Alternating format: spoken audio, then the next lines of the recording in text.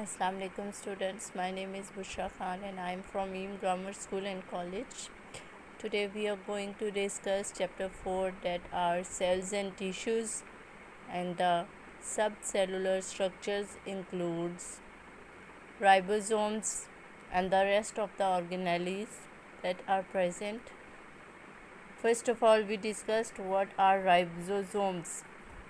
Ribosomes are actually the tiny granular structures that are either floating, means they are freely moving in the cytoplasm, and are bounded to the endoplasmic reticulum.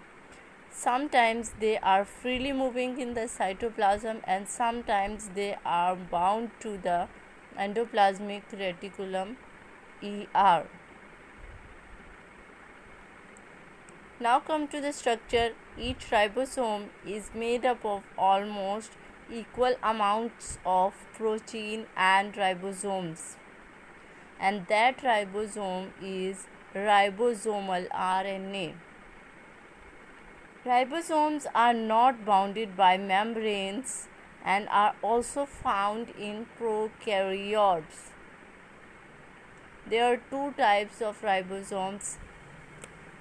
The ribosomes which are present in prokaryotes are not membrane bounded, they are single ones, and the ribosomes which are present in eukaryotes, they are slightly larger than prokaryotic ones.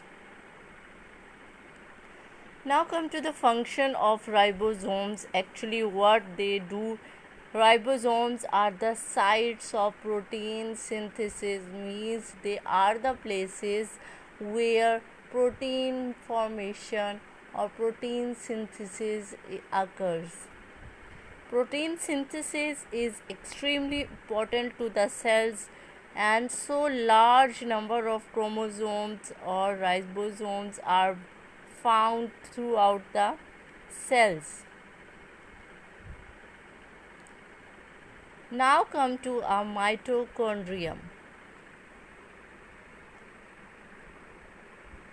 Mitochondria are the double membrane bounded structure found only in eukaryotes. The next point is mitochondria is also called powerhouse of the cell, means they store energy.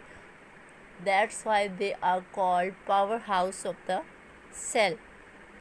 Then we have structure. Structure of mitochondria includes two types of membrane. One membrane, that is outer one, is smooth and the inner one forms foldings. These foldings called cristae,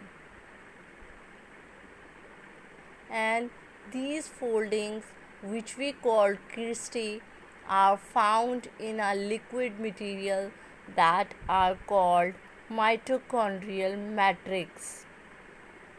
Now, what is the function of that? This serves to increase the surface area of the inner membrane on which membrane bounded reactions can take place. Then we have function of mitochondrium. These are the sites of aerobic respiration and are the major energy production centers.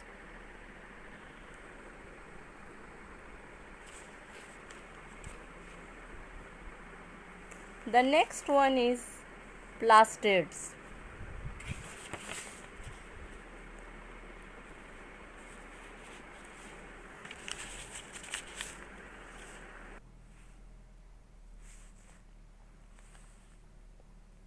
Plastids are membrane bounded organelles, means those organelles which have membrane, that occur only in the cells of plants and photosynthetic protists, that are usually called algae.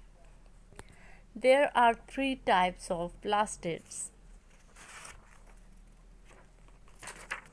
As you see, the first one is chloroplast, the next one is chromoplast, and the last one is leucoplast. First of all, chloroplast. Chloroplast is also bounded by double membrane.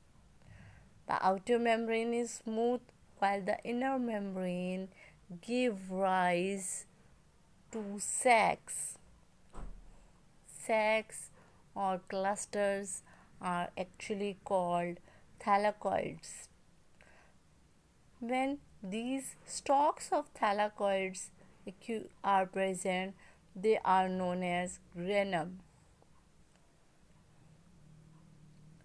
Then we have function of chloroplast. As you know, chloroplast have green pigment, so they are responsible for the process of photosynthesis. Then we have chromoplast. This is the second type of plastids in plant cells.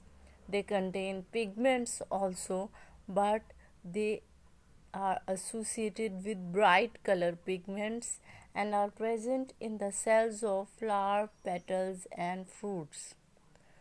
Next one is function of chromoplast. The first function is that they give colors other than green. The next function, they helps in pollination. Pollination is a process in which transfer of pollen grains occurs. Then we have dispersal of fruit. The last one is leucoplast. Leucoplasts are the third type of plastids. They are colorless and they store starch, proteins, and lipids. The majorly function of leucoplasts includes that they are present in the cells of those parts where food is stored. Thank you.